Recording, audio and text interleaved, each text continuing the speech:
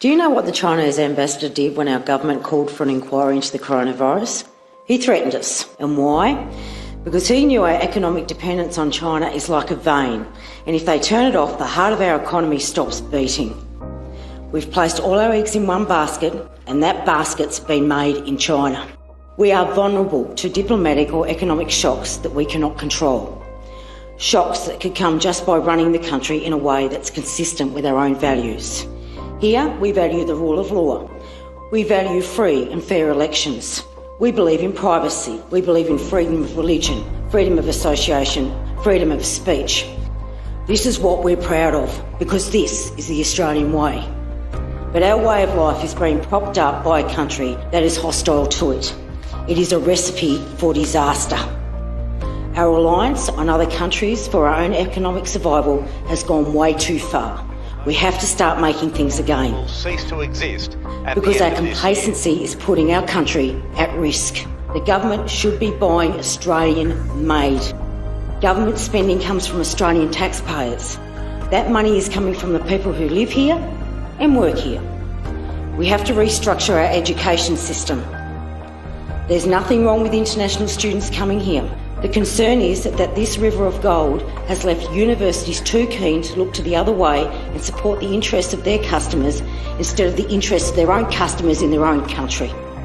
And while universities become more and more dependent on Chinese money, they're inviting the influence of the CCP's surveillance state into domestic campuses. Australian universities are actively collaborating with Chinese firms that have been implicated in a wide range of human rights abuses in China. Chinese students who protest the actions of the CCP on Australian university campuses have received threatening phone calls warning them to not engage in anti-China rhetoric. While the universities were raking in all this money, we've had a systematic underinvestment in our TAFE system for years. TAFE is where people go to get skills they need to make and build things that we need to keep this country running. But the buildings are crumbling and their equipment is so old it's from the Cold War era. We're losing our trades in the name of free trade.